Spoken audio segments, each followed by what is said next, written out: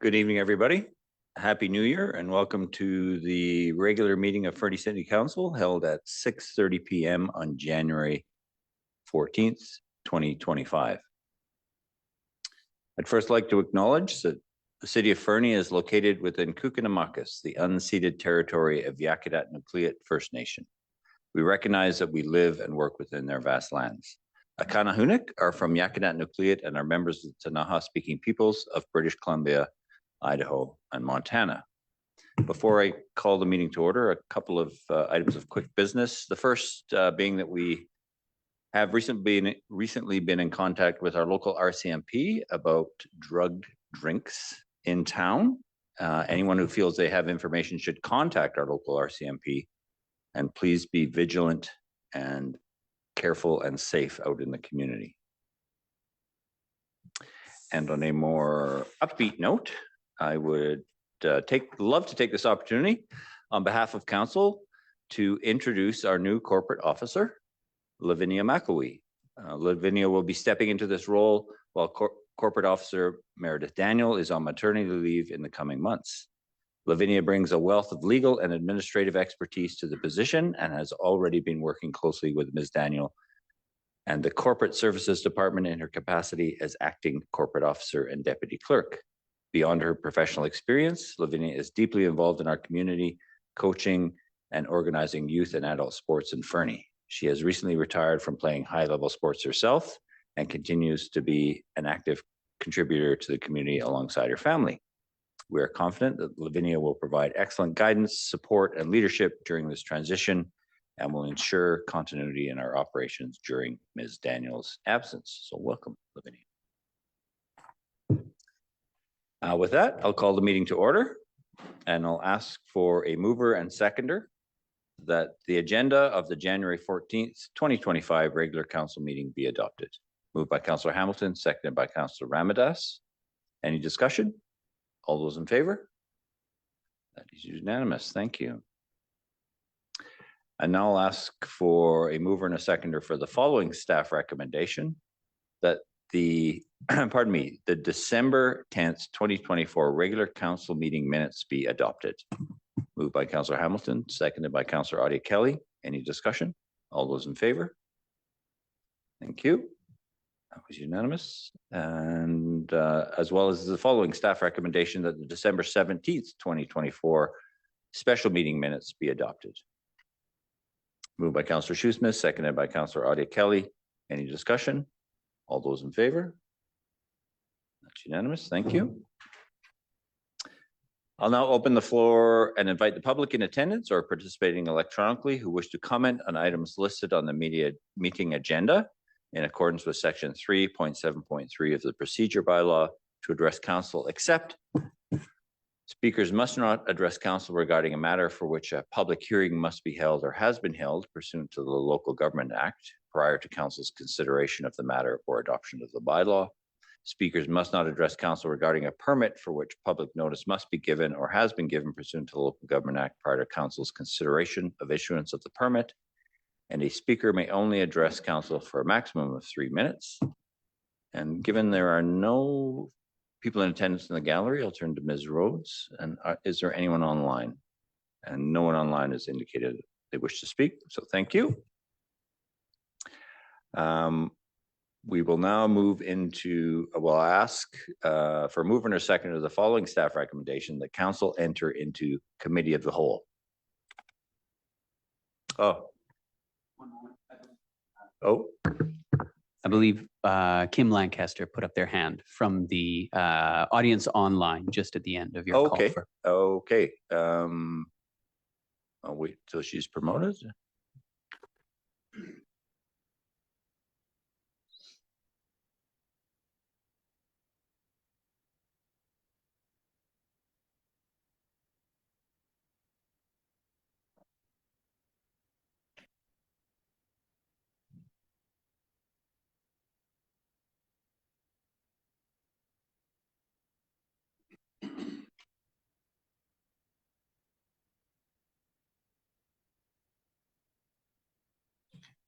Good evening, Ms. Lancaster. Oh, finally got on. Hello. Hello. Please. Can you hear me? we can. Okay, I was just wanting to speak on some of the council meetings that I just found that you were putting on the agenda tonight. I was just wondering why the council is now considering putting water meters into the city of Fernie with all the leaking pipes that we have, with the financial funding that we are now below, that we are so far in the rears with stuff. Why is the city continuing, would like to think this idea? Well, this is for your input, Ms. Lancaster. We will discuss that item when it comes up in the agenda. So we appreciate your input and your question, but we're not here to debate. No, I was just wondering why it's put on the agenda, and I would like somebody from the city to contact me when that is done, and or have one of the councillors contact me with the reasoning why, if there's a chance. Well, it is a point of discussion, so we'll see how it advances when we get to that point in the agenda. Thank you so much. Thanks for your input.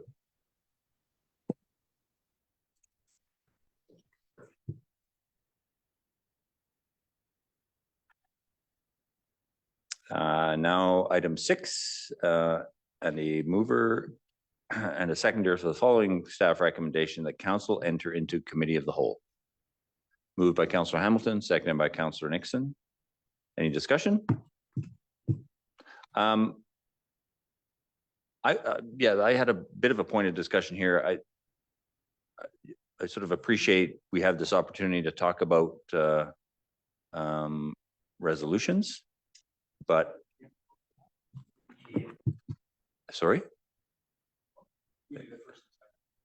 Yeah, and now there's a point of discussion on the table. Before voting, Yep, actually for the motion, I just wanted to make a point. Sorry?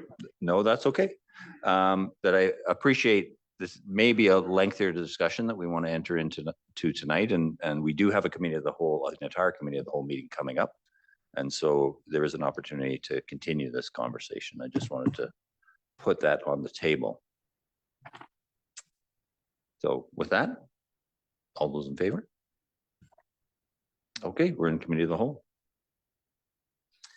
And report from our CIO, Mr. Baranowski. Thank you, Your Worship. I have a very few brief slides to walk council through.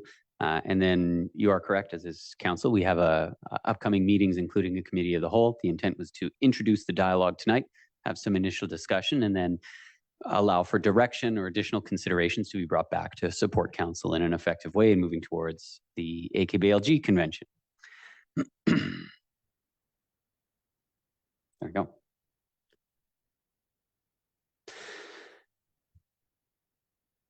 So the Association of Kootenay Boundary Local Governments have an annual convention.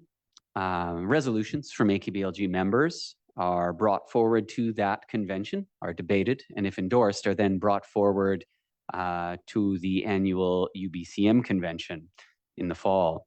They are seeking resolutions from members presently for the 2025 convention happening in Kimberley. Those resolutions have to be endorsed by council. They must be relevant to the other local governments, regional district and electoral areas inclusive, in the AKBLG. And we have a February 28, 2025 deadline. So there's some time for discussion and dialogue before we need to land on final resolutions to advance those in support of council. And as I mentioned, those resolutions that are then debated and endorsed at AKBLG will move forward to UBCM. My plan in supporting council, we just received that call for resolutions about a week ago. So we added this report to the agenda, our initial discussion. And if council wants to provide direction to staff, we can bring forward more information for further consideration. Then we have our January committee of the whole meeting, which is where we would attach this report and potentially additional documents if directed by council to support you in a further dialogue next week. And then on February 11th or 18th, as required for finalizing those resolutions to bring forward to AKBLG. In the report, staff provided some initial considerations, including seeking support essentially for the renewal or replacement of cultural and recreational facilities. We do know this is of interest for a number of member municipalities in AKBLG. Both Nelson and the city of Fernie are currently having dialogues around recreation centers with a sprung or pop-up style because of aging facilities. And there are others throughout the region facing similar challenges with infrastructure that supports cultural and recreational activity aging out. And then generally advocacy for new models of funding designed to support provincial housing targets, the servicing requirements for destination communities, of which there are many in the AKBLG, and continued advocacy supporting the Federation of Canadian Municipalities, or FCM's, municipal growth framework. Of course, there's much more on Council's legislative agenda, and just for ease of reference, we have attached the strategic plan to this report and are here to provide support for your dialogue. Thank you. Thank you, Mr. Baranowski. I appreciate you also providing that clarity. I wasn't aware it was in your report in terms of the potential next steps to January 21st. Thank you. Thank you. Council, have we collectively given any thought to potential resolutions for AKBLG? Councilor Hamilton. Thank you. I do have a resolution that is being advanced by, well, the backgrounder on it was that at UBCM last year, there was a session on mental health. From that session, a working group of councillors from across the province have been meeting. I guess we've met 4 times now, just to discuss ways to advocate for more mental health and or mental health supports for councillors and elected officials. And from that group, a resolution has been drafted, kind of in a joint effort, if you will, that I can read it now, or I can pass it on to staff. We'll pass it on to staff to be included. But it's kind of building on the resolution that we put to AKBLG last year, talking about extended health benefits and figuring out some other mechanism to support local leaders with their mental health, with the change in public discourse, with the different topics that we are now dealing with as local leaders, and how can we ensure that future election cycles and future potential candidates aren't turned away from the role simply because they recognize how damaging it could be to their personal mental health. So that's the only one that I've got currently. Thank you. Others? Councillor Nixon. Thank you, Worship. I have a few, but I'm going to hash them out a little bit more before I submit them. And I don't know if the proper way is to send them to all the councillors or not at the same time. Like I'm not sure if I did that last year or not, or can't remember. Yeah, I can't recall how we processed them last year, but Mr. Baranowski, is that satisfactory if it kind of comes around, you're copied on each resolution? Mayor and Council, for the 21st, we'll be publishing that agenda at the end of the week. And so if we receive those through our corporate officer, we can include them as attachments. I'll reattach this report, and if there's additional supporting material needed that we can assemble, attach that. We could then attach resolutions that are tidied up to that. Or if they're not ready by date of publication and we have them, it gives the corporate officer an opportunity to work with a councillor on tweaking some of the wording and craft a really tight resolution. So I think the best course would be to include council and the corporate officer. Okay. That's really their wheelhouse. Councillor Audie Kelly. Thanks, Your Worship. As I recall, Councillor Nixon, you did share them with us and then worked on sort of polishing them after. This is maybe a question for you, Your Worship. Has the resort community collaborative discussed any resolutions or thinking about, because I know the session Councillor Hamilton and I attended, they were talking about the hidden costs of tourism. So along the lines of some of the sustainable funding models that CAO brought up to us. So I'm just curious if we put one together as a larger group of resort communities, would it have more weight? No, I appreciate the question. Certainly in the last conversations, we didn't talk about a resolution. And I think there is some nervousness of identifying ourselves as separate from other communities and advancing a resolution on the floor at UBCM versus working with the ministries directly as a collaborative. And I think that's kind of been the strategy. And I expect that will probably stay that way. Yeah, I don't know, Mr. Barnowski, if the CAO group has had similar conversations. Mayor and Council, we have, and I think it's accurate. Our work presently is on consolidating information and comparing how we're managing both the resort municipality initiative and resort development strategy development, visitor information services, how MRDT and OAP are administered in the various resort communities, and then again, supporting the mayor's group and each other in direct engagement with the Ministry of Tourism. Thank you. Any other comments from council? Councillor Shoesmith. Thank you, Mayor Milligan. Yeah, there's a couple knocking around in my head, but it's more issues I think we should address. I just can't really come up with a neat resolution about solving a complicated problem yet. So, I mean, it'd be nice to talk with you guys about that some. Councillor McIsaac and then Councillor Hamilton.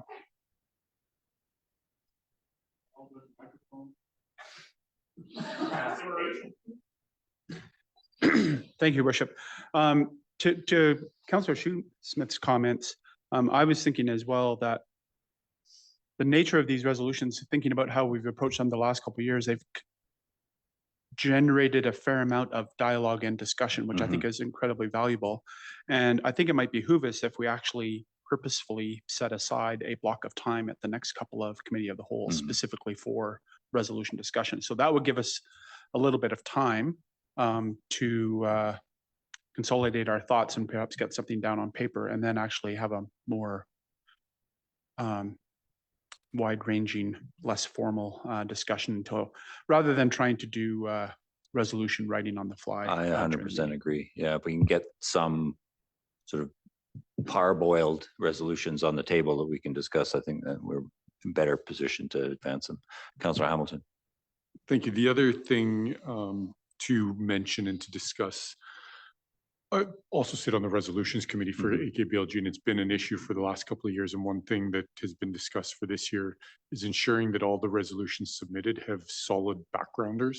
So to what Councillor Shoesmith was alluding to, you know, if we've got these ideas that aren't fully formed yet, start making notes. Like, I think if we've got notes and we can do individually a little bit of research on how we've got to this problem or this situation where we need this resolution, that'll just help reinforce the value of it for AKBLG and then eventually UBCM.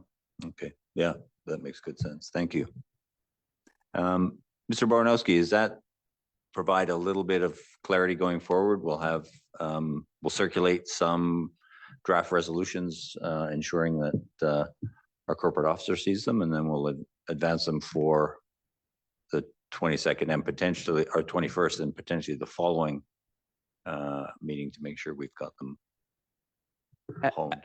Absolutely. And if you're having any questions about how to craft an effective resolution, recall that both Ms. McElwee and Staniel are fantastic and great resources. So happy to help there.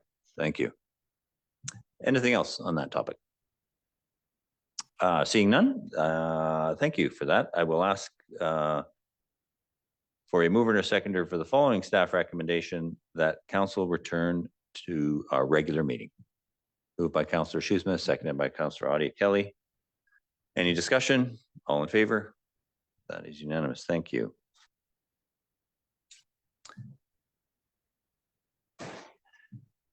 This moves us on to item 10.1, adoption of zoning bylaw 1750, amendment bylaw number 2523/2024.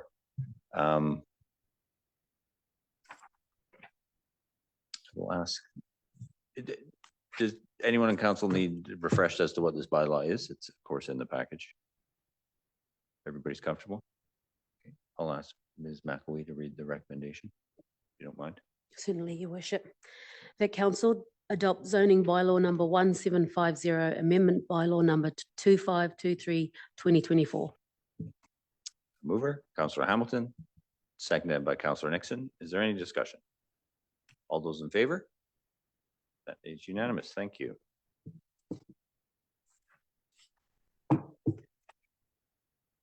Item 11.1, stratification of a previously occupied building, 321 4th Avenue. Report from our manager of planning, Mr. Similini. Thank you, Your Worship.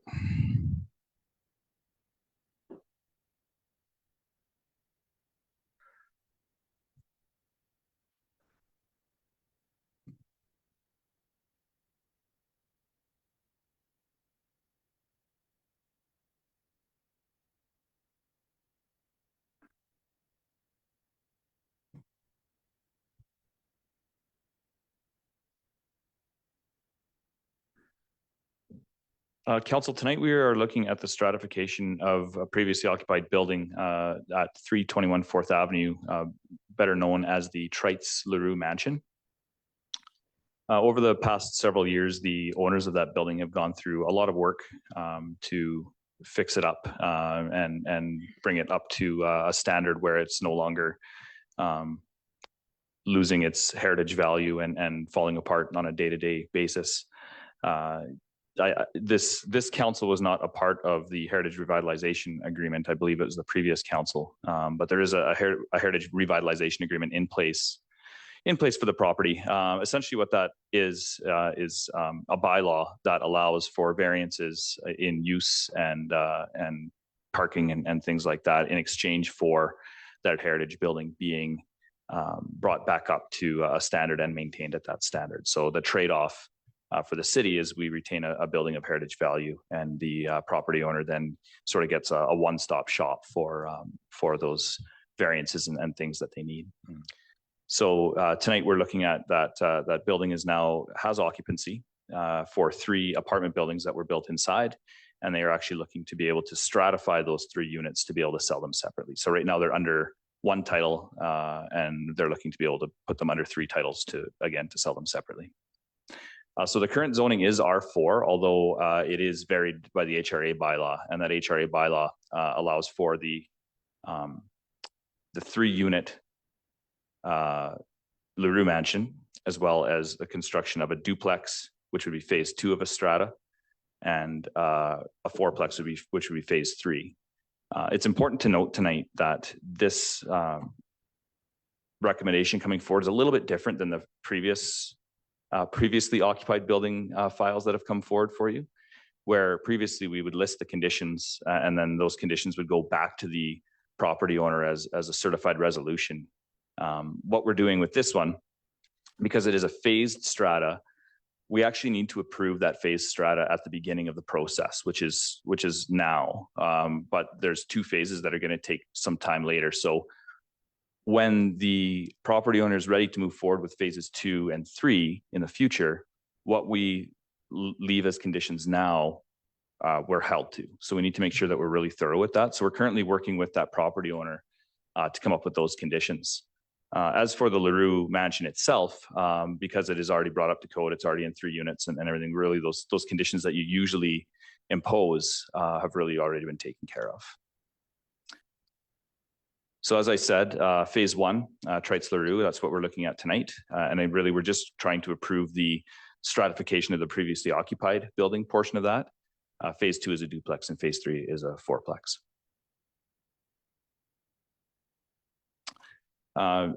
As usual, council must consider certain things when doing previously occupied buildings.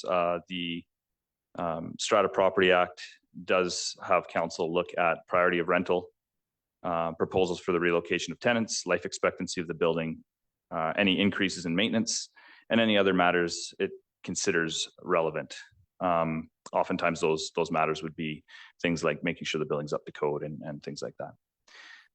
In this case, I put checks next to all of those because the building currently isn't rented.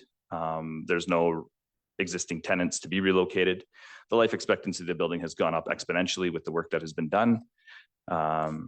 Projected increases in maintenance costs, you could argue that those increases in maintenance costs have already been taken care of because they have fixed all of the things that were wrong with the building. And again, any matters it considers relevant, we will be addressing a lot of those matters through the phased strata process. Again, our city policy looks at things similar to that. 50% of the units would stay rental for 10 years. In lots of cases, if it were like an apartment block or something like that, we would look at that. In this case, the Heritage Revitalization Agreement bylaw has a statement in it that council is not going to ask for that to happen in this case. As I said, sort of touched on typical conditions of approval. These things are already completed with this project. And we will be working with the applicant on those other conditions. Examples of other conditions with the phase strata are servicing to the other units, parking, things like that. Again, a lot of this is already taken care of in that Heritage Revitalization Agreement. So this application really is unique to the others we've looked at in the past. And our recommendation tonight is that council approve the proposed strata and then do public notice, or sorry, approve the conversion of the previously occupied building, and that they give the approving officer the ability to set conditions based on the phased strata application. Thank you. Thank you, Mr. Similini. Questions from council? Councillor Hamilton. Thank you. I have a question not specific to this conversion, but more to in the report, the compliance with our corporate policies and strategies. We had another one like this similarly about a month ago in November, and I didn't clue in on it at the time, but reading today's report, and I had it here, I've lost it, but the suspension of our procedure happened in 2003. And I'm wondering if that is something on our policies and procedures update review, if it's something that needs to be revisited or struck from the record sort of thing, like if we're just leaving it in suspension in perpetuity, or is this something that needs to be dealt with? Yeah, thank you for that. I had the same question. It's currently suspended. So, Mr. Similini, do you have any insights into the plan for that? Your Worship, 2003 was a little bit before my day with the city. Not that much, though, really, you think about it. But yeah, I think like having that procedure and on how to move forward with stratification of previously occupied buildings is important. I believe that policy or procedure came into force in 1999. And then it was suspended in 2003. My suggestion would be if council does want a guiding document, a guiding internal document, that we really start from scratch. I mean, that the outlook on these things has completely changed since 2003, given our housing crisis and those types of issues. So it is not on our work plan to do that, but we can add it as one of those policies that we eventually get to.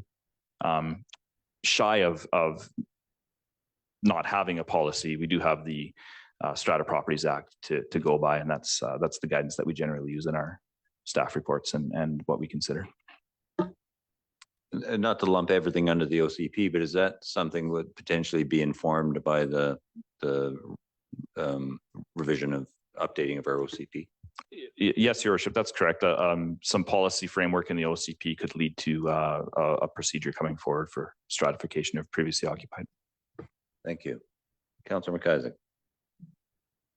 Thank you, Worship. Just as in an effort to gauge the priority of this, how many actual like rental to strata conversions have we had over the last few years? It seems to me like not very many.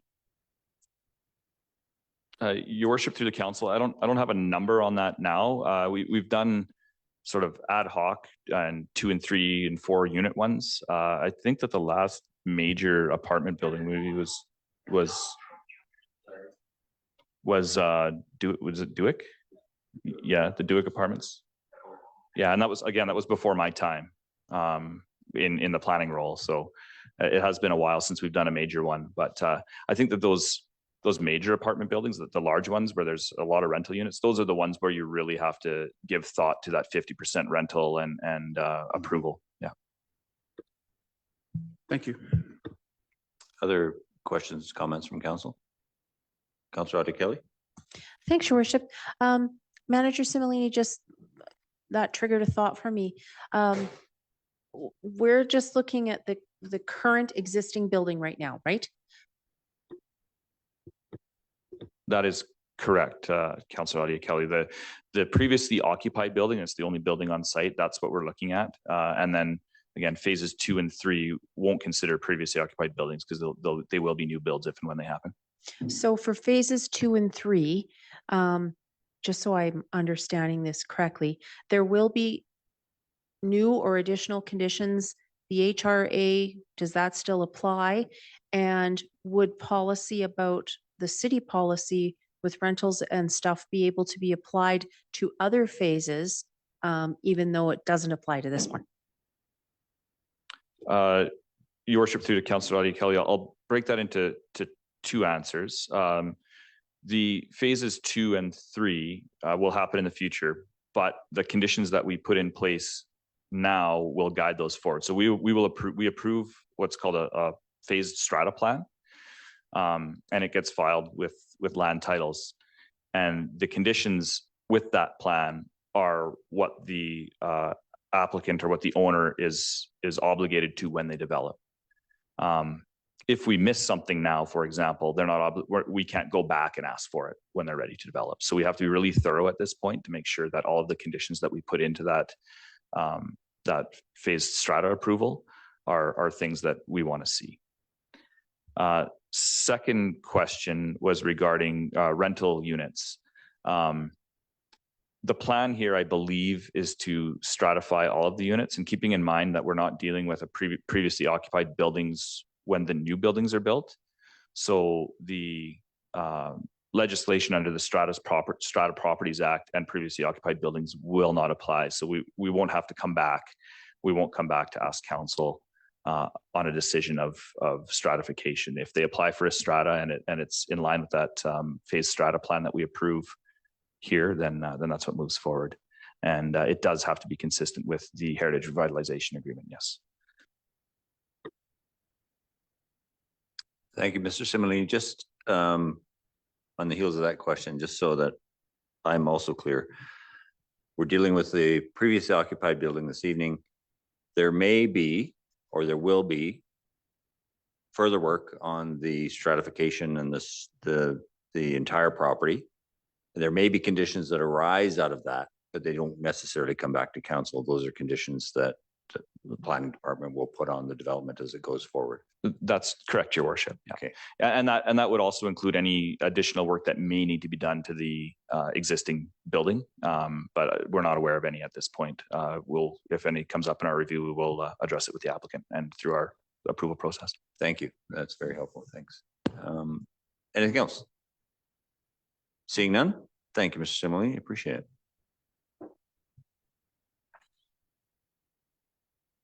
Oh, sorry. Yes. I was about to move on. Post-holiday lag. Ms. McElwee, if you would read the recommendation, please. Certainly, Your Worship, that council approve the proposed strata conversion of a previously occupied building for the building located at 321 4th Avenue into 3 strata titled lots, and that the approval of the proposed strata conversion is subject to the conditions outlined by the approving officer, which must be addressed prior to the endorsement of the strata plan by the authorised signatory of council. Moved by Councillor Hamilton, seconded by Councillor McIsaac. Any further discussion? Councillor Shoesmith. I just like to comment that I've worked on that building many times over a long time, and I watched it slowly decay and just molder into decrepitude. And it was really sad. And, you know, these guys that have taken this on and went ahead are taking a great big risk here. And I think that helping this project along will see us with some more housing and a nice building instead of the heap of garbage that it was eventually going to become, sadly. So I'm super in favor. Thank you, Councillor Shoesmith. Councillor Ramadas. Thanks, Your Worship. I think Shoesmith said better than I did. Yeah, great project. Looking forward to this and extra housing too. So all good. Yeah, and I've had the good fortune to have a tour of the building, and they have really done excellent work in there. It is beautiful. They've done a great job, and they've saved an important heritage building in our community. It's no small thing. And with that, all those in favor? That is unanimous. Thank you. Thank you, Mr. Similini. Item 11.2. The 2025 discretionary grants recommendations, a report from our Deputy Director of Finance? No, our Director of Finance. You didn't get demoted, Mr. Burden. Thank you, Mayor Milligan. And I apologize. I failed to inform your notes that it would be me. That's okay. Good evening, Council. No presentation, but to summarize what's in your report, we had 8 applicants as part of our discretionary grants program for a total of 18.2K against a budget of 14.4. The discretionary grants committee met, and some applicants were deemed not eligible due to being outside of Fernie. Others were deemed ineligible because of having received funding in more than 2 of the last 5 years, which is part of the policy. And so the committee is recommending awarding 11.7K to 5 successful applicants. And staff is intending on bringing a report about this program back to council probably in the summer, just to discuss it in a more high level before the next application period, to just, you know, to have a discussion on if council thinks it's working and what the future of this program is. That's it. Thank you. Thank you. Questions, comments from council? Councilor Ramirez. Yeah, it was a lot of fun working on this committee, Your Worship, with Councillor Nixon and Councillor Adia Kelly. I've got a suggestion to make. Once we publish this, could we put in a social media post also saying these are the applicants, these were granted, so that people know this?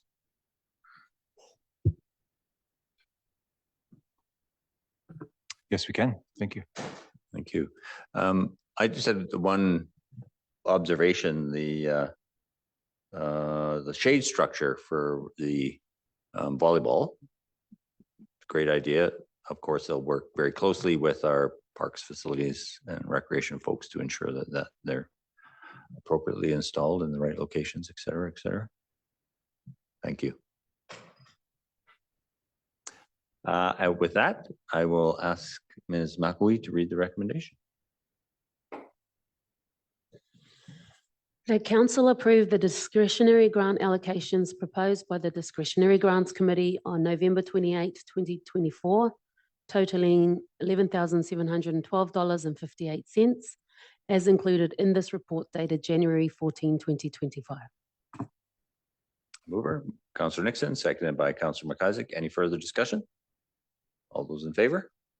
That is unanimous. Thank you. Item 11.3, water meter pilot project grant application, a report from our project engineer, Ms. Line. Welcome. Thank you. Good evening, everyone. I'll just pull up the presentation.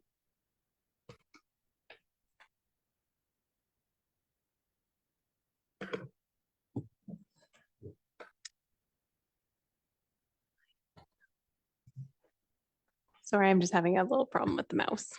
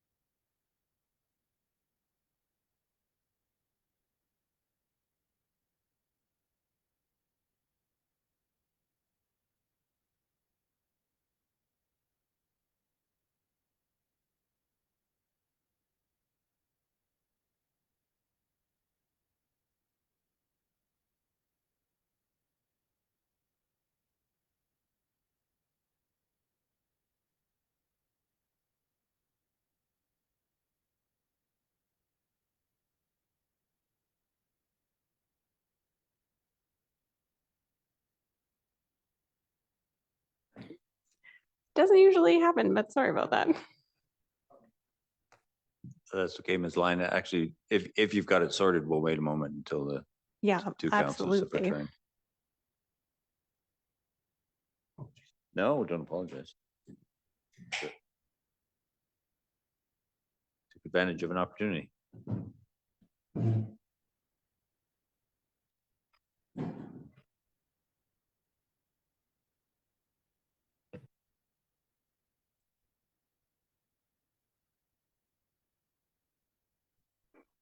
Thank you for your patience. Not at all. The purpose of this report is to seek support for an application for the BC Ministry of Housing and Municipal Affairs Water Meter Pilot Project Grant. The desire to meter water services in Fernie has been a topic of conversation for over a decade, as per the assessment report from 2012 that was attached to this council's report. There have been two main themes on why a metering project hasn't come to fruition: budget and optics. Past councils have stressed the need to get the city's water affairs in order, like replacing leaking water mains to reduce water losses before asking our community to pay and install water meters. And this is a rare grant opportunity that eliminates those two biggest detractors past councils have faced when discussing universal metering. Should staff be successful, a universal water metering program would further council's goals to ensuring sustainable drinking water for the community without causing undue financial stress to the community, as it would be fully funded.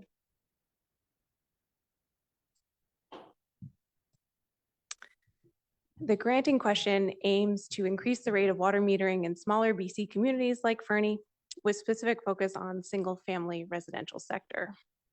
It's a pilot project, so the participating communities need to provide data on things like how metering impacts water demand, or how it impacts the amount of system leakage, and contribute to best practices for items necessary for any small community to take on a metering program. The grant covers 100% of the cost to roll out metering, up to $5 million per project, and the grant closes at the end of the month. Staff are anticipating on applying for universal metering. That is the purchase and installation of smart water meters for all unmetered single-family and multifamily residential and industrial and commercial and institutional connections within the community. That's just under 3,000 services. Meters are essential for both the utility and the consumer to measure and monitor consumption. If you don't know, you don't know. According to Environment Canada, flat rate customers in Canada use about 457 liters per water per capita per day, compared to volume-based customers who use only about 269 liters per capita per day. And in Fernie, our calculations have shown that we estimate our per capita per day is over 1,500. Universal water metering has proven to reduce overall residential and ICI industrial, commercial, institutional water consumption by 15 to 30% just by installing meters.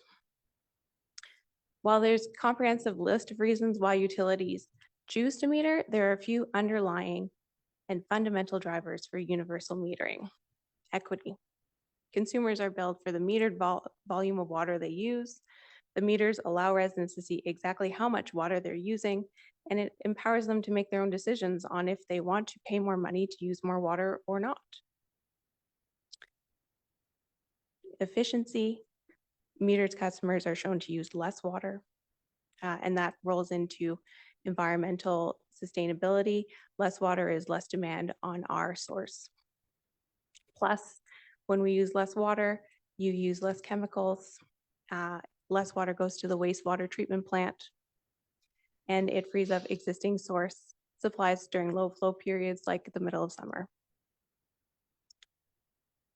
Economic management benefits, of course, the water meters provide data that can be used to identify water use patterns, spatial variations in consumption in the city, and that can be used to make decisions related to upgrading or refining or optimizing how our distribution system works. And it'll support capital program planning. And finally, of course, system management. The city and water users will be able to accurately measure the use of water and use that data to find leaks in our own homes. As part of the grant requirements with metering, volume-based rate setting would be required. With a flat rate system, users who consume a high amount of water are billed the same amount as users that consume a little amount of water. And with a metered system, consumers are billed for the metered volume of water they use. And I kind of have a little picture on there. Right now, that's some of the charges for our flat rate, our water use bylaw. So it's per barber chair or per bed at a hospital, things like that. So that would all change to volume.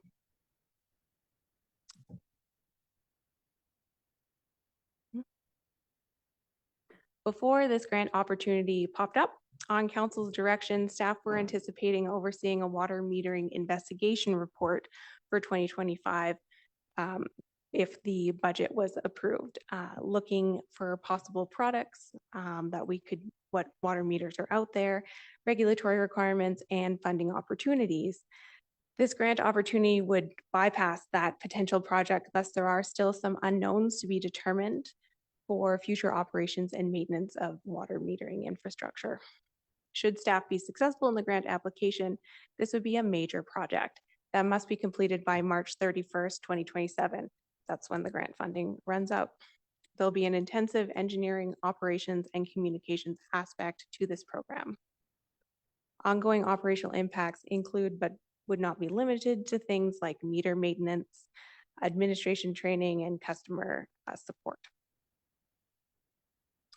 Even though the grant application does not require a council resolution, staff are seeking to confirm the willingness of council, should the application be approved, to provide overall grant management support for a water meter installation program. So it is up to council if they would direct staff to apply for the pilot program grant or to direct staff otherwise. Thank you. Thank you, Ms. Line.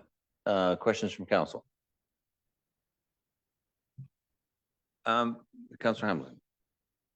Thank you. I'm curious what the relationship, like a dollar figure, I guess, difference would be between the proposed, research into all these applications and everything that was proposed in the budget versus what you're saying we're going to have a budget impact to, learn how to report, learn how to maintain. Is that going to cause an increase in the proposed budget to learn how to do it as opposed to doing the research part that was in the proposal? If I may, I believe the budget request, if we were going to do the engineering study this year, was something around $23,000. But this grant is 100% funded. So all analysis, like rate setting studies, communication, outreach would be covered under the grant. So there'd be zero money that would come from the city coffers if we won the grant. Councillor McIsaac and then Councillor Ramirez. Thank you, Worship. One question I had, I have a number, but I'm going to start with this one. In reading through the grant requirements, it indicates that there are 3 different types of areas where the grants could cover, one of which is residential hookups, and that the maximum number is 3,000 potential residential hookups. And just curious if staff could answer how many expected, do we know how many meters would go out? Are there more than 3,000 residents that would be required? Ms. Line? If I may, yes, we're looking at universal metering. So it's not just the residential, it's also ICI, and we're about 2,800 and a few. So we are under that 3,000 limit that they are looking for. Nice, thank you. Further? No. Councillor Ramirez. Well, I was, and this is likely based on the fact that the research hadn't yet begun in terms of the water metering program. We don't have a sense of the cost for universal metering. This grant would cover up to 5 million, but we haven't costed it yet, I take it. At this point, we're putting together the cost for the program. It's a little interesting because to apply for the program, you actually have to put in a dollar figure for how many meters you're going to install and the installation costs. And then for like the engineering studies, for the communication contingency. So you do actually put a very fulsome cost estimate together. And so I'm working with 2 different suppliers that do these large installations of water meters to determine potential costs, and then we will put that into the cost estimate. But the grant only covers up to $5 million. And whenever I went through a couple of sessions, info sessions on the grant, and they said anything over 3,000 connections would probably cost over $5 million. So at this point, we don't have the proposal done, but it would be under $5 million. So they've geared it effectively for maximum $5 million, 3,000 connections. Thank you. Councillor Ramirez. Thanks, Your Worship. 53% of water goes down the pipe. That was what came out of this report and in another report not long ago. Like, out of all the different ideas there are out there, is this the best option that we have to control leakages? If I can, I'll ask Director Heisler and project engineer line to provide some additional information. Water metering is absolutely one of the required standards for effectively managing water use in a community, and has long since, for well over a decade, been mature technology employed throughout communities. Frankly, the city of Fernie is quite far behind in terms of not having had these installed. And typically when you do see them installed, it is an important part of the puzzle for water users to know their role in total water consumption. And then absolutely, this is a fully funded grant, or we would be looking at other funding sources to also look at what the public distribution and local servicing infrastructure leak issues are so that we can remediate those. So I don't think it's one or the other, but it's a fully funded grant, and it does move us forward in a direction that is, from a standards viewpoint, overdue for the city of Fernie. But I would ask Ms. Line or Director Heisler for some additional information. Sorry, just if I could chime in there. So it is a part of a suite of things so we saw the leak detection report. That work will continue in parallel with potentially investigating, should we be successful, potentially investigating meters. Like, it's a suite of things for water sustainability for our community. Is that nutshell? If I may, that's kind of the really big sell of this grant, is it's not using any of our funds. So all of our money that we are putting towards right now, last year we are doing the reservoir upgrade project. And then our next biggest big financial water project is looking into filtration exemption and installing UV treatment at Ferry Creek. And none of that is addressing the deep utilities replacing leaking water pipes. And this is a program that would be not funded by the city, so we can continue doing what we have money to do, but it would improve our situation, reducing leakage on an average between 15 and 30%. Thank you. Mr. Heisler, did you have a comment? Yeah, just quickly. Both my colleagues covered it quite well. One thing I'd like to keep in mind when we have these discussions is the 53% of the water that we produce leakage is very expensive to find, track down, and replace. $5 million would be a drop in the bucket to put a dent in that, frankly. That was unintentional, by the way. But just finding them, we did the satellite scan, which captures 30% of it for $30,000. It's a lot of money to track it down and find it. I'm not saying we shouldn't do it, but it's a long, multi-decade project to fix that problem. Continuing to curb use with elements such as the water conservation bylaw, which we went through last summer. And now, we're running out of options, which are repair the linear assets and things like water meters. Further, Councillor Ramirez?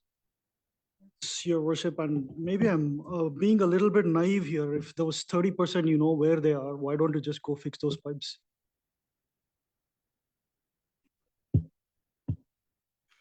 If I may, when we did the water leakage assessment, what we found were these points of interest, which were areas in town which were about a block and a half in diameter. And we are like 90 or greater sure that there is a leak in that area. It did not pinpoint leaks on pipes to an XY coordinate. So what our crews are doing is when they have time, they are looking for the leaks in those areas. So it is not, unfortunately, as easy to say, there's a leak in front of this house, please go repair it. Yeah, as I recall from that report, it wasn't particularly granular. It was pretty high level. Yeah, like there is a leak in this block and a half, at least one leak too. So if you find one leak, it may not be the only leak in that area, but it gives them a much more concentration place to start than just look at the entire system, please. Yeah. So it does really create efficiencies, but it is not a one and done, unfortunately. Thank you. Councillor McIsaac.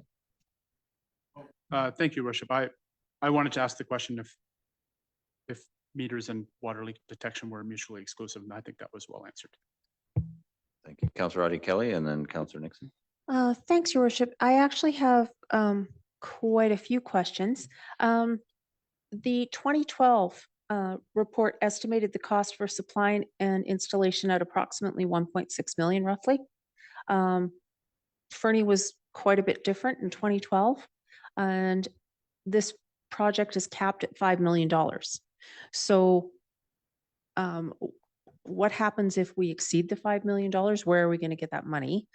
For one thing, are these meters, is this smart technology, does it require additional staff to review it, read it, all of those things?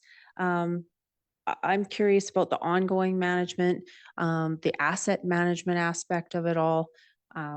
Like 5 million seems like a lot of money, but if it was 1.6 in 2012, 5 million doesn't seem like so much money anymore. Comments? If I may. So the initial, we got the cost estimates in from one of the suppliers that do these large scales installations, and it is within the 5 million, even with a 20% contingency. So that is good. We're looking for another one because it's all these suppliers are like tied to specific products or meter families. So we're looking at different ones to see what the range might be. Because even though we are getting costs, sorry, I'm getting in the weeds, but even though we're getting cost estimate now and we apply for money, then we actually have to go to RFP to actually get, you know, for the fairness to get the installation done. Okay, that was one question. Well, asset management post installation. This is definitely not a one and done project. This is an ongoing thing that will help our network, help us understand our network and our usage and our community's usage, but these meters will expire and they have an estimated life of about 20 years. So during rate setting, we will put into that like replacement of the meters within like a 20-year lifespan to ensure that we are saving up for the replacements as needed, things like that. But again, this grant came up pretty quickly and we don't have all the answers at this point. Thank you. Councillor Nixon. Thank you, Worship. Joe, so I'm just curious if we are successful with the grant, are we looking at, we're not looking at this summer, we would be looking at next summer or next, you know, building season for installation and stuff like that? So 2026, or what would be the timeline? I mean, I know that we have to be successful first, but I'm just thinking about staff capacity and all that kind of, you know, logistics. If I may, yeah, that would probably be the best case scenario is to do all the installations next year. And Fernie is a smaller place. Talking to the two proponents that I've been talking to, they had no issue. I was like adding on another 3, you know, city the size. Would that be an issue? No, that would be fine. And they may even do like a spring and fall installation period, get half the city in spring and half the city in the fall. But yeah, it would not be an immediate thing because we'd have to put out an RFP and we'd want to do a rate setting study and we'd want to do all this pre-work before. Councillor Hamilton and then Councillor Audie Kelly.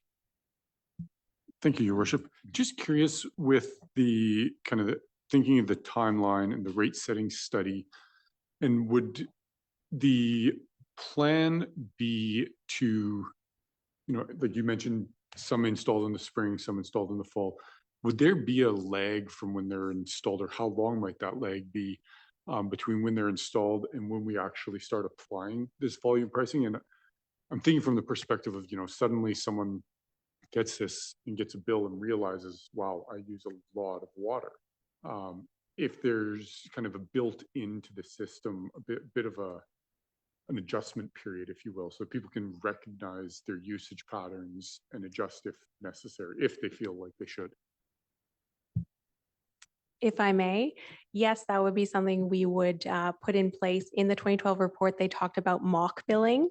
So we would continue to charge the flat rate and over a couple months, and then people would see their amount that they are actually using, and then they can change if they would want to. And part of the grant is not that you have to have your rate set by the end of March 2027, but we would set a date for the rates to volumetric rates to be put in, but there would be a transition period.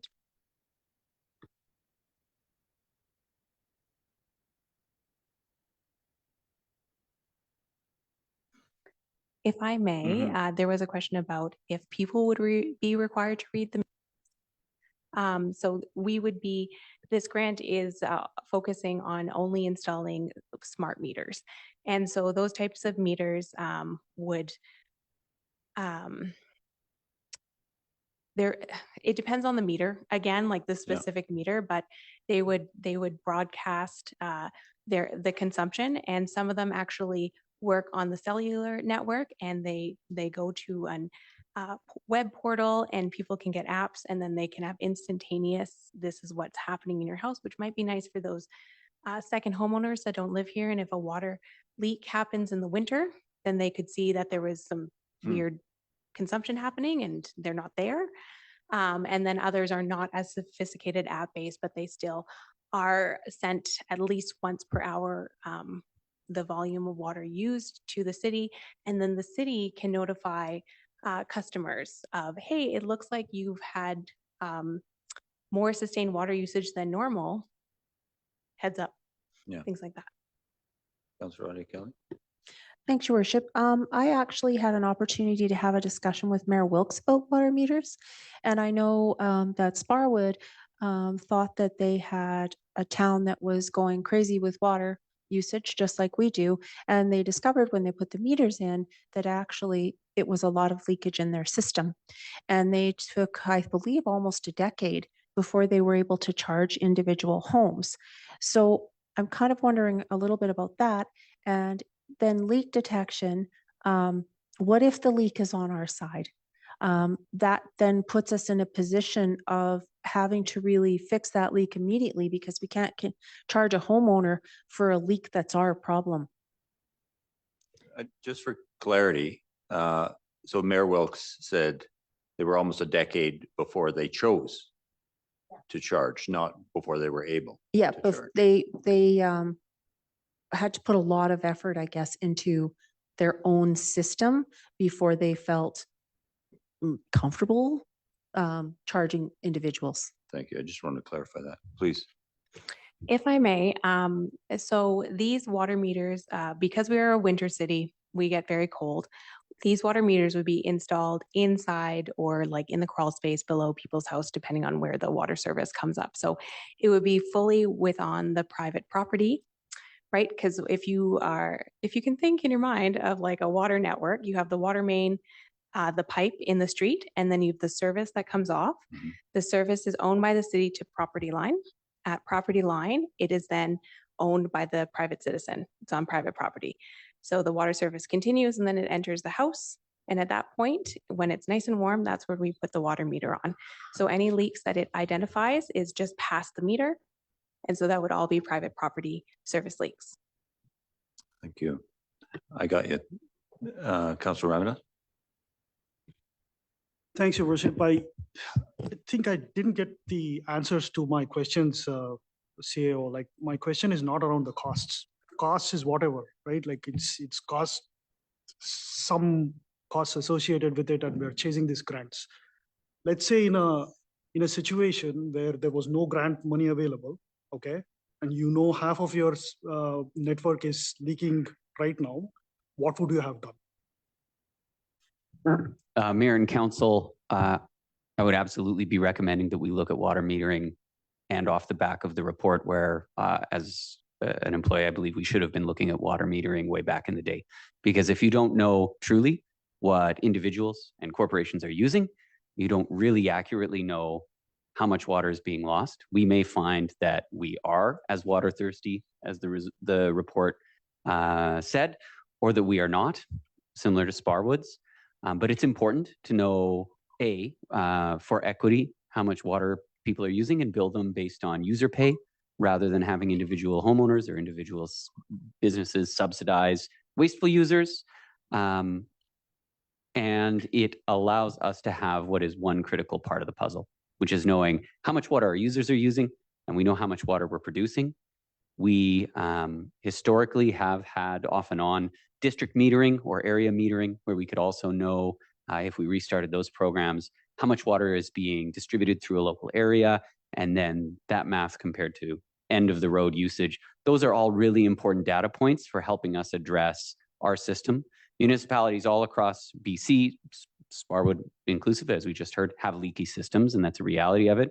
And we absolutely are going to have to continue to put effort and money into addressing our distribution and our servicing infrastructure. But metering at the end of the day is something that staff recommend and have for quite some time.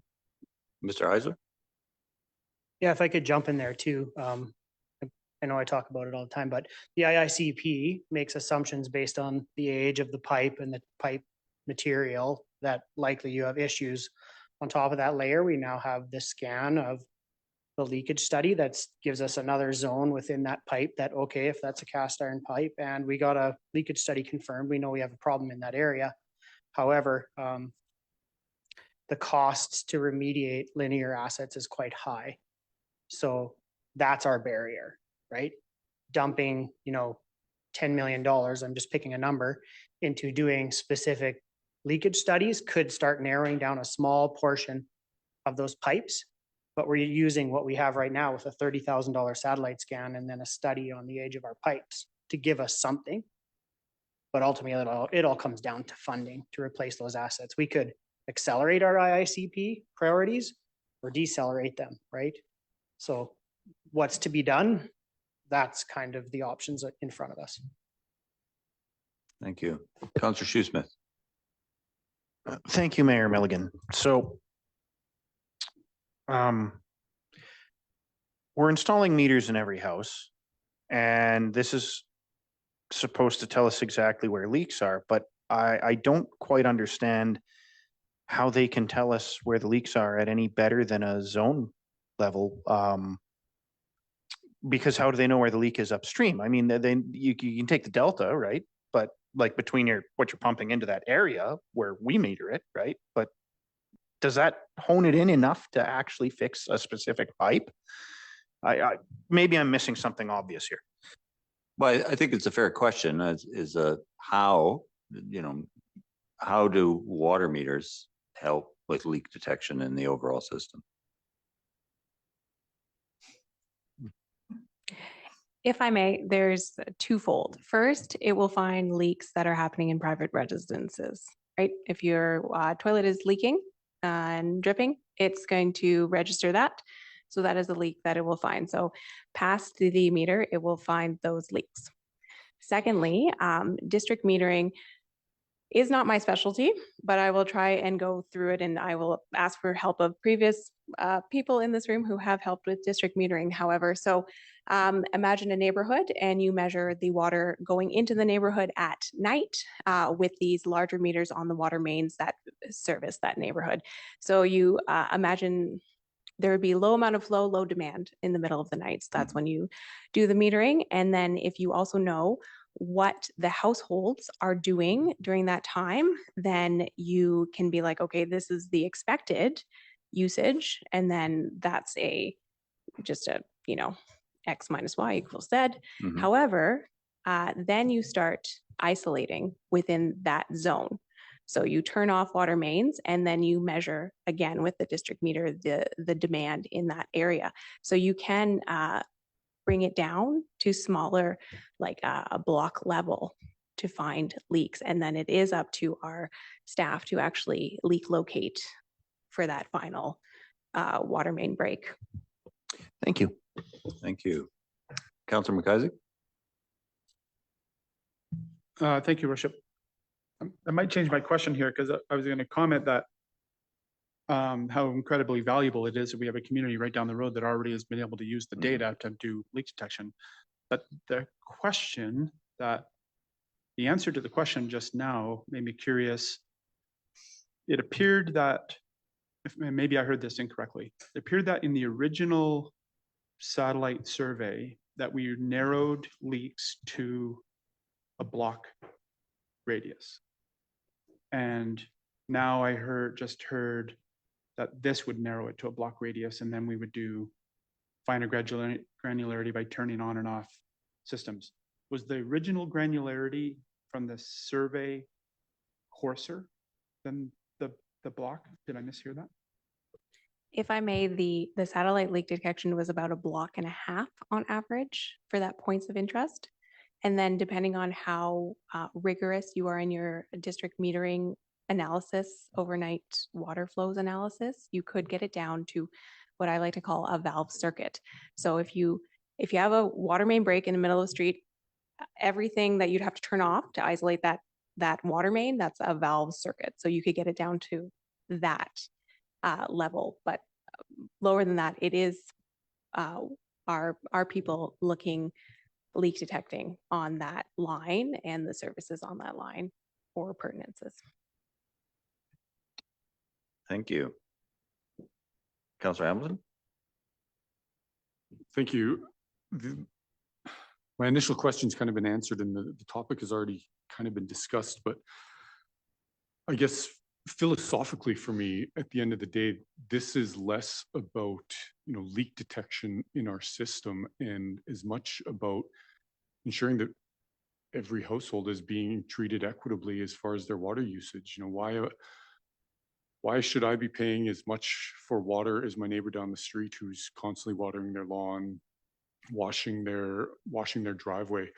When I recognize that water is a valuable resource. Water has always been considered a free resource, essentially. But as we're seeing around the globe, droughts are happening more and more frequently. We still don't really know exactly what the capacity of Perry Creek water source is. We just found out we've lost our other water source. So any of these tools that we can use as a community to monitor, maybe it doesn't even reduce our water usage, but at least we know where our water usage is going. And then charging people equitably for their usage is just another tool in the toolbox. Thank you. Councillor Audie Kelly. Were you ahead of me, Harsh? I thought you were. Well, go ahead, Councillor Ramanus. Thanks, Your Worship. There's just so many questions. Where do I even begin? This artificial schedule-driven approach here, CAO, that's what really concerns me. I would be okay with something like this, but it's like January 31st, there is a deadline. Oh, let's go apply for this. There's yet some other project comes along and some grant comes along March 30th. Let's go do it on March 15th. Like, that's where I really struggle here. I see some value in, like, I can debate about the value of this project itself. We can, that's a separate question. Where I struggle here is, where was this in our strategic priorities and why did this just spring up on January 15th? I appreciate that you were able to discover this grant opportunity only now, but still, is this the way we should be running our priorities here, where everything is schedule driven? Oh, 2 weeks we have this deadline, let's go do this. Like, this is where I struggle.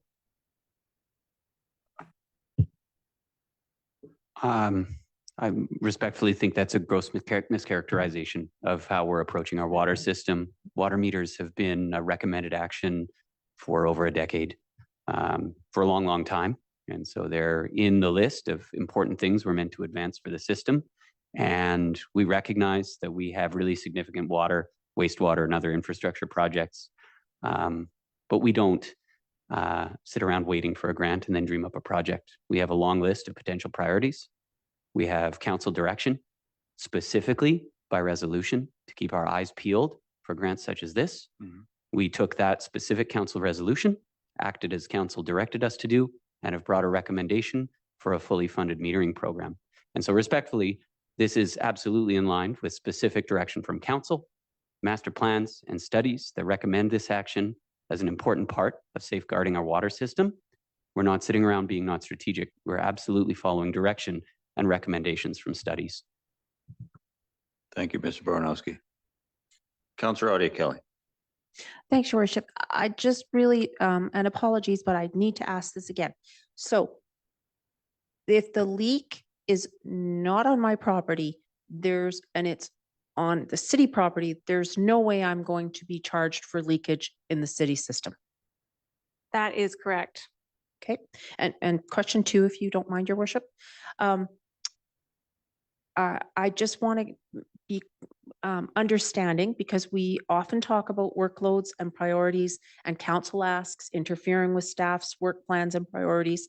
So are we displacing something else to go after this grant, and what's the opportunity cost, and what additional workloads is that adding to staff so that other priorities we've identified are maybe being missed or dropped?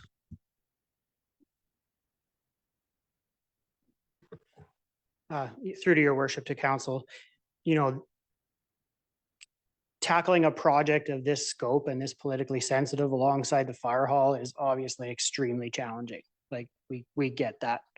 But we did have the resolution. We're bringing it forward in accordance with that resolution. But it affects a lot of departments, this type of a project also. Communications, everybody.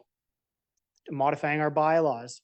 For example, the waterworks bylaw I brought back last summer, there was a significant water meter element in it, which I took out because we didn't have meters, but it's still there in the file, ready to be modified and used. So it's a big project for the city. And alongside the fire hall, we understand that's a tough pill to swallow. We get it, but it's there, it's fully funded.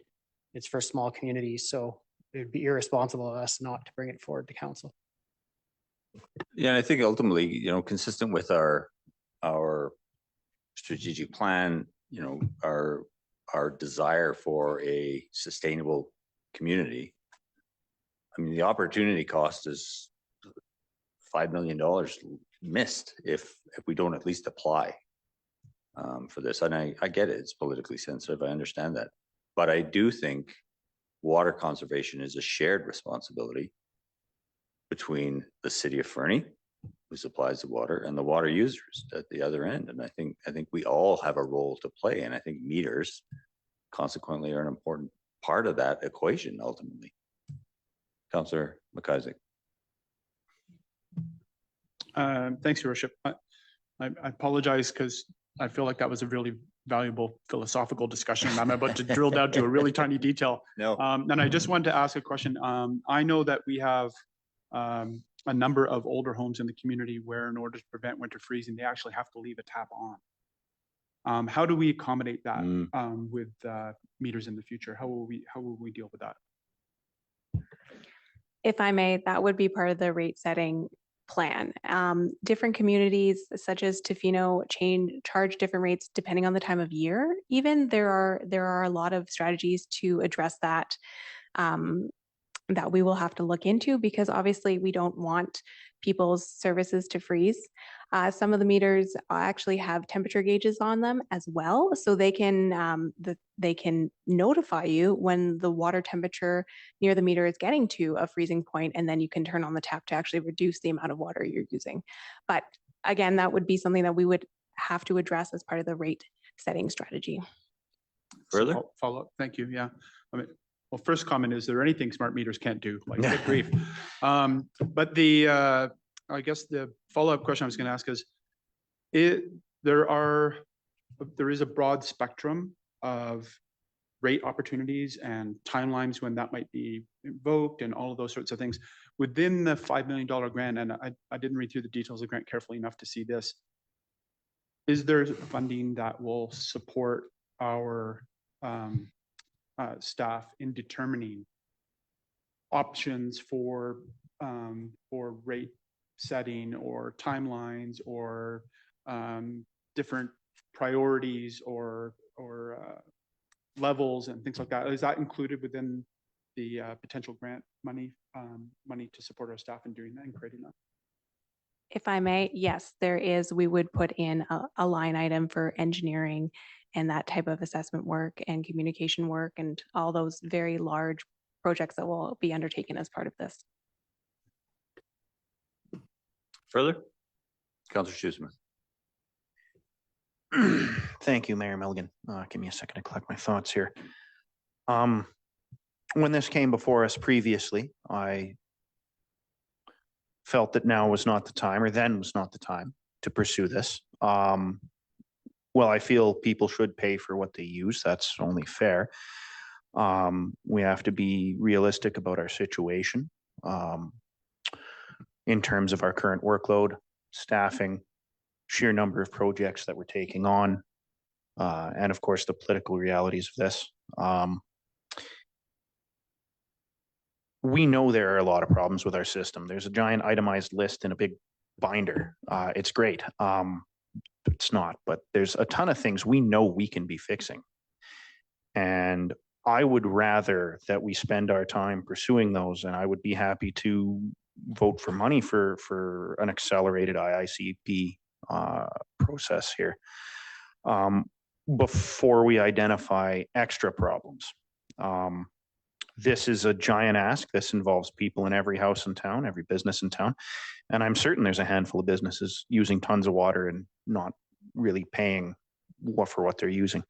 But in terms of the scale of problems that we're facing with the system, I think that that's something that should take a backseat at this time. You know, from top to bottom of the system, we have some stuff we need to deal with, and any staff time we're spending on this is staff time we're not spending on that. I think that it should be remembered this is just a first step on that process. Should we pursue this, there's then subsequent steps, and nothing really is free. I mean, the town gets grant money for new things and then has to fund maintenance of them, right? So, in addition to that, I mean, should we find ourselves halfway through and face overruns, political instability, any kind of problem, you know, that's risky, even though it is somebody else's money. I do think this grant opportunity, I mean, it may come again. I think we should sit on our hands and wait on this one and redeploy our resources elsewhere. That's my 2 cents. Councillor O'Kelly. Thanks, Your Worship. Touching on a little bit of what Councillor Shoesmith and Councillor Ramadas mentioned, I'm looking at this project application guide, and it says revised December 13th. And this is maybe a question that our staff can't answer, but did this grant like literally just come out in December and they expect people to have this work done at the end of January? That seems unreasonable. I don't know another word for it. If I may, that's exactly what happened. And when I went through one of the Q&A sessions, because we have to provide the entire cost to meter our town by the end of January, it's this pilot project. So they're trying to use it to gather information for other small communities to do the same thing over the next 2 years. So yes, it is a very quick, the grant came out early December. The how-to only came out December 13th, and then we had winter break. Like, yes, it is fast-paced.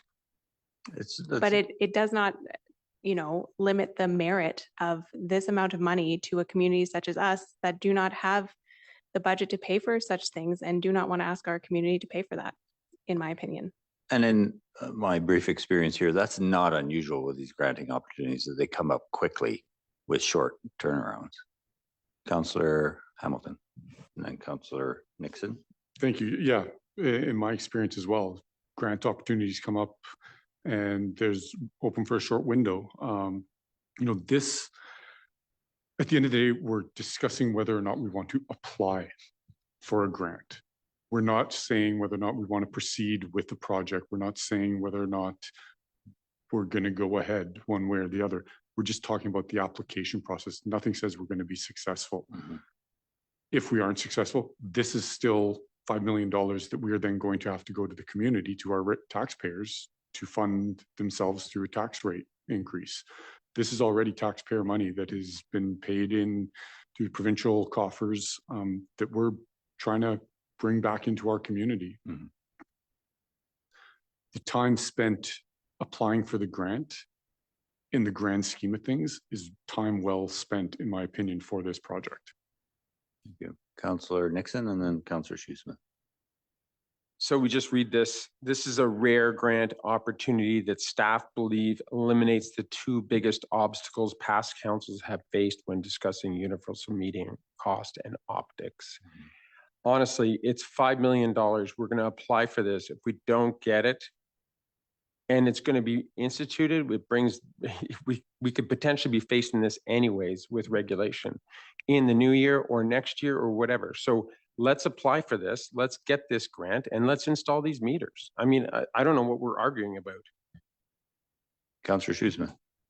Thank you, Mayor Milliken. It strikes me that the psychology of this is similar to a sale.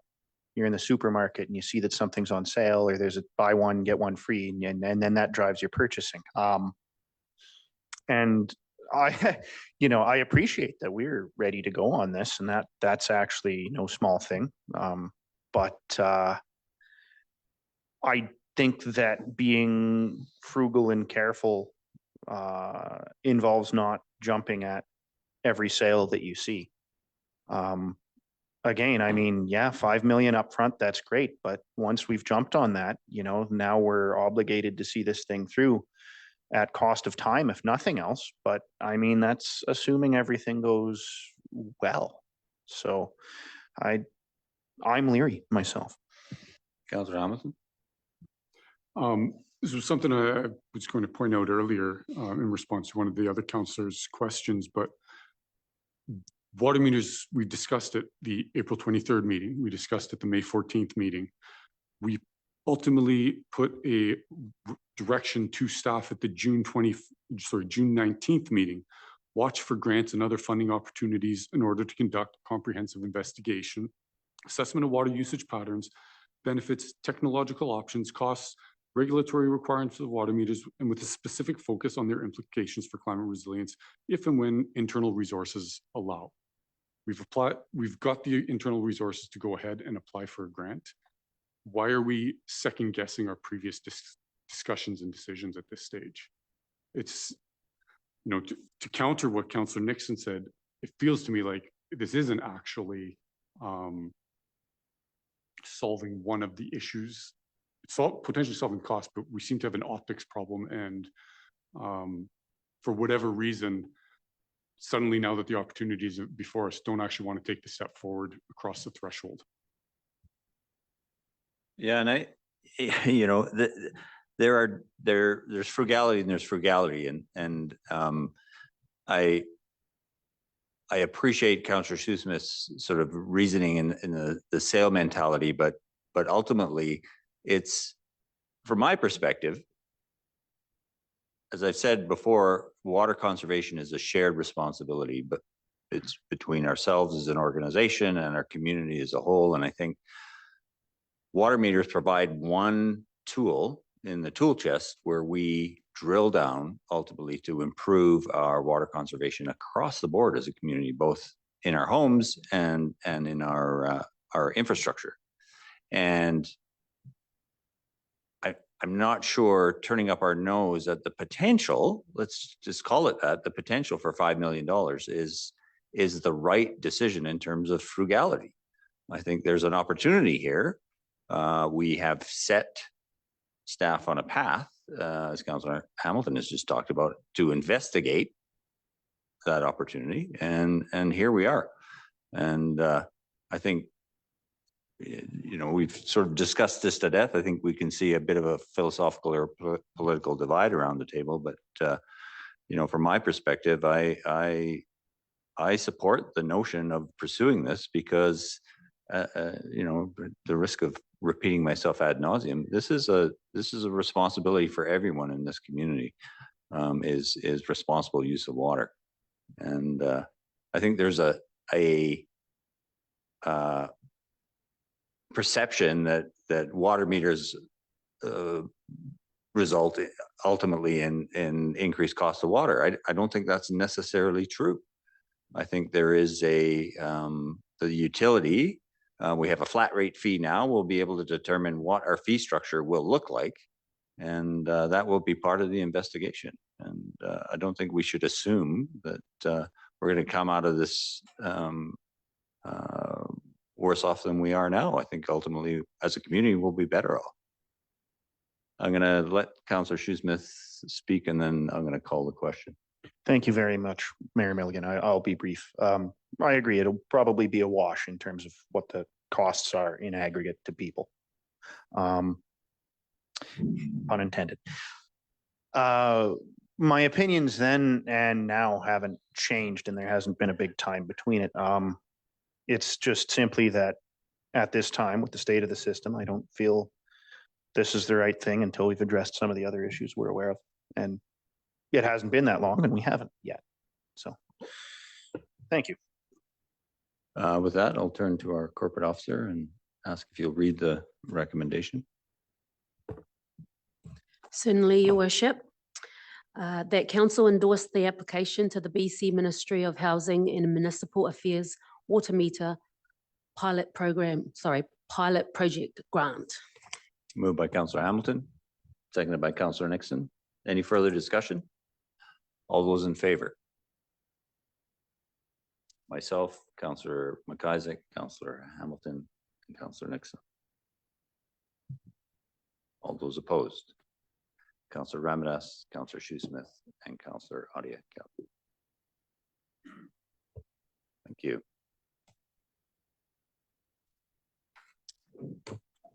Item 14.1, request for municipally significant, this is under correspondence, of course, event status for, are you moving the optional resolution? In that case, I'll ask Ms. McAwee to read. Certainly. That the City of Fernie Council designate the Grizz Days Festival as a municipally significant event. Moved by Councillor McIsaac, seconded by Councillor Nixon. Any further discussion? All those in favor? Thank you. That's unanimous. And of course, the other correspondence confirming a payment under the Canada Community Building Fund, Second Community Works Fund payment. Woohoo! On that note, I will move on to reports from council members, and I'll start on my left with Councillor McIsaac. Don't forget your microphone. Thank you, Worship. I don't have a whole lot to report. I was away for a little bit, as all of you know. I'm going to limit my report to some comments about that. Without getting into too many specifics, a lot of my away time had to do with interaction with the medical system in British Columbia, not for me personally, but a family member.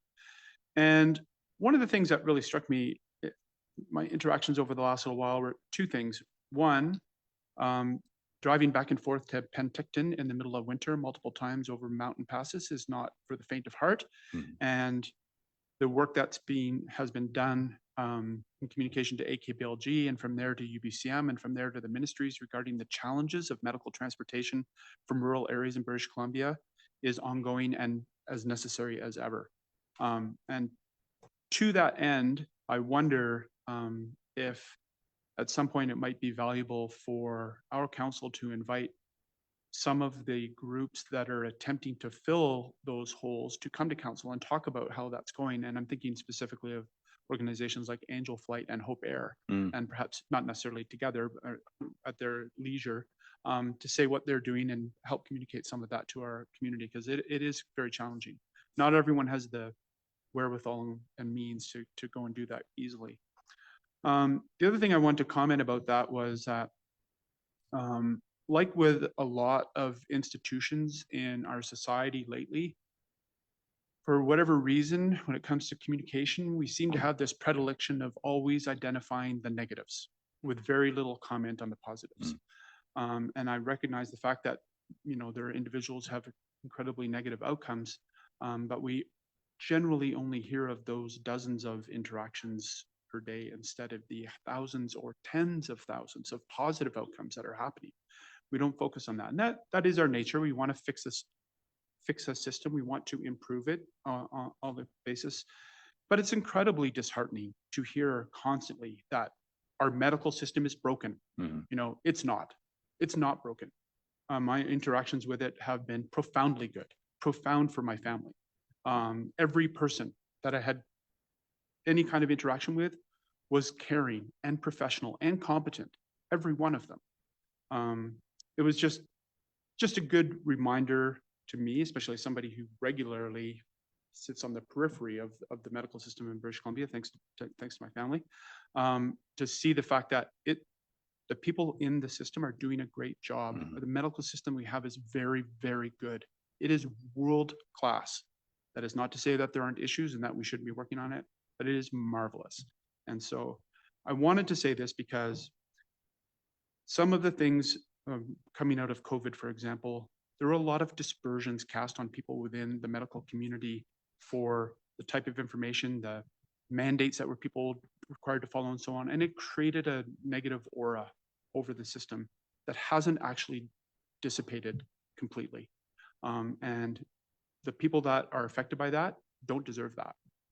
A lot of it is based completely on misinformation and or a few bad incidents and doesn't represent the system as a whole. And it's not just the medical system. I think we could point at local government as a perfect example of that, or provincial or federal government, or many other institutions, law, et cetera, in our society. And I think it just bears remembering, and I am quite thankful personally right now that in general, those institutions work well. And we should continue to improve them, but a lot of them work very, very well. I'm very thankful for that. That's my New Year's thought.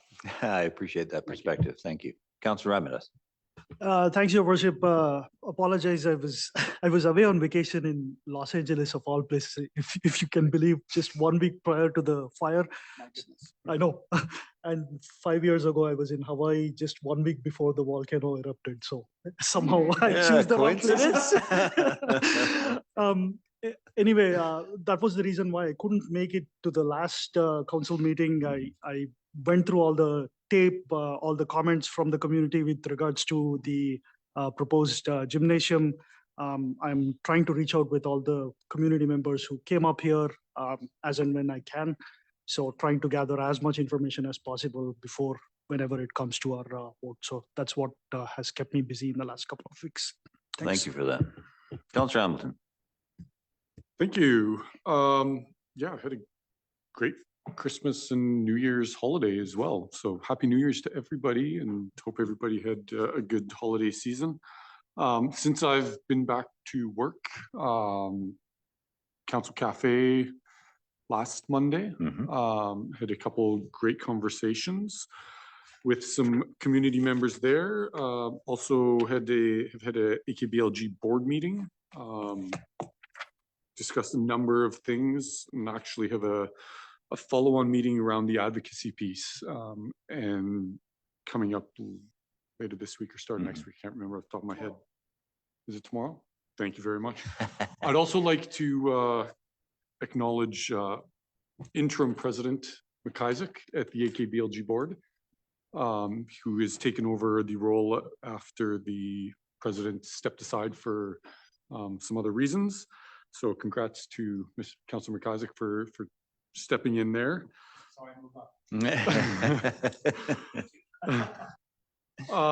And yeah, as a previously mentioned, I do have a resolution coming forward that has been working on this group to be coming from each of the regions to UBCM, hopefully with that kind of geographically dispersed and combined might of support, it will really resonate with the province. Thank you. Councillor Shoesmith. Thanks, Mayor Milligan. Not a ton to report. I had some fun over Christmas. I was able to go to the community skating day thing and help out with that in some capacity. And you're to be commended for that.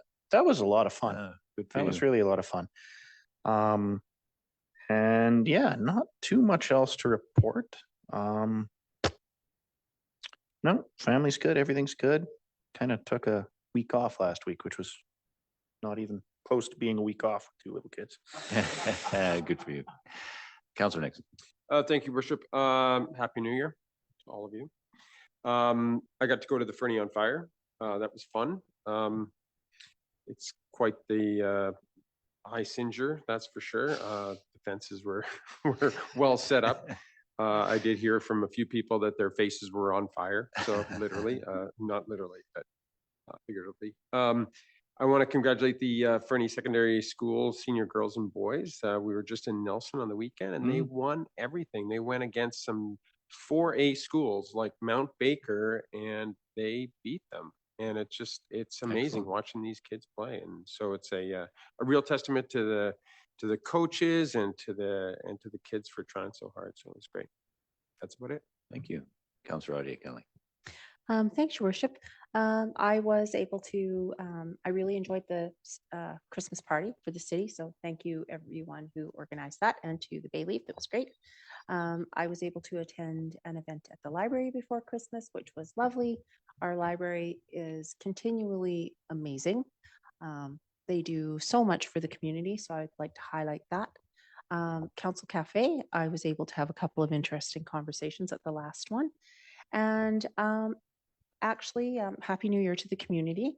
But I just wanted to highlight something that over the holidays, I actually spent some time rereading some of our very interesting reports that the city has received, one being the IICP, and I understand there's going to be an update to that, and the other being the ANOVA report that was commissioned by the last council term and was finalized in 21.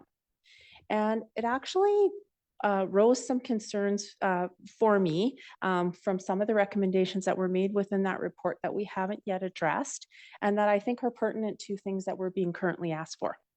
So chief among my concerns about that was we still are lacking a real estate strategy. And I feel that our asset management has been impacted by other demands, which again, harkening back to the earlier discussions about the demands on staff and opportunity costs. And that really concerns me because that was recommended as one of the 3 critically important financial strategies that we should be looking at doing. And certainly it's something that we've talked about real estate strategy. I know Councillor Ramadas has as well. And I'm worried that if we're overlooking like critical financial recommendations, are we focusing on the right things? We really have no long-term financial plan beyond 5 years. Our asset management plan, as I mentioned, has been continually interrupted to the point of like, it appears to me that it's stalled. We don't have that real estate strategy. This term alone, we've committed 3 pieces of property to projects that we consider vital to the community, and I super agree that they are. But when I asked about the value of each of those properties, we really didn't have that information. We're looking at selling property to build our fire hall, but I don't feel that we're doing it in a strategic manner. Like we don't have a clear value of all the properties that we hold. So if we don't know that, how do we know what our best options are? We're now being asked to commit 2 prime commercial lots in our downtown core to a project for a nominal lease. And again, we don't have any clear idea of their value. We don't have any understanding of what alternatives we could have that could generate revenue for the city. And I'm raising this because we're also heading into budget discussions looking at a potential 7.5% tax increase. So one of the conclusions of the ANOVA report was the lack of options other than raising taxes, which that report and all of us deem to be really not that sustainable. Could we be utilizing our real estate holdings to benefit us by monetizing them to mitigate taxes, providing future revenues for commercial enterprise that might generate taxes, creating leases that would generate revenue and improve and diversify our economy? So heading into budget talks, I'd like to suggest that we maybe take a hard look at some of those core focus areas. We have a lot of critical priorities that everybody, I think, rose tonight. And I really feel like I don't want us to be missing the boat. I think it's really, I don't see how we can continue to just keep adding costs to the pile. And then if there's anyone in the community that wants to read that report, email me and I'll send you the link. Thank you. Thank you. Not a lot to report from my end. I wish, as I did, wish the community a happy New Year, and certainly to everyone in this room and all of our staff. I did have the great opportunity to attend the Elks Club of Fernie 100-year anniversary dinner on Saturday night, and I was taken aback a little bit, and it became a bit of a theme in the evening that not a lot of people know there is an Elks Club in Fernie, and not a lot of people know they've been here for 100 years, and they've done amazing projects in this community over the years.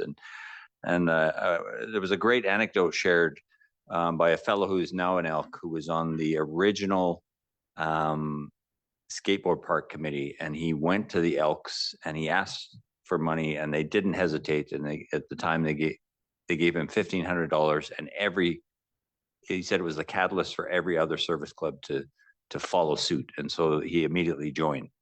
And as I say, it became a bit of a theme of the evening. They need to talk more about what they do, but a great bunch of people, and it was a great event, and they do really good work in the community.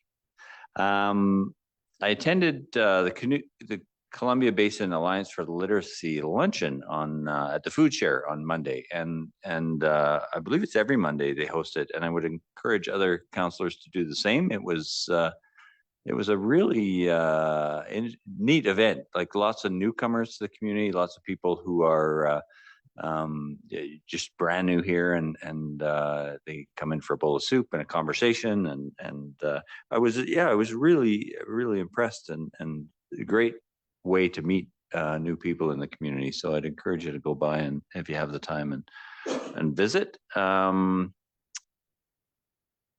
Have a Fernie Trails Alliance Board of Directors meeting tomorrow evening as the council liaison for that group. And I also a reminder that the memorial service for the late mayor of Sun Peaks, Al Rain, is tomorrow afternoon at 3 p.m. It's being broadcast via Zoom if folks are interested, paying their respects. And just as one sort of housekeeping note for council, there was a really good comment when we had the room full of 80 plus people, that councillors, particularly on this side of the table, felt like they had their backs to those folks, and I think that's fair.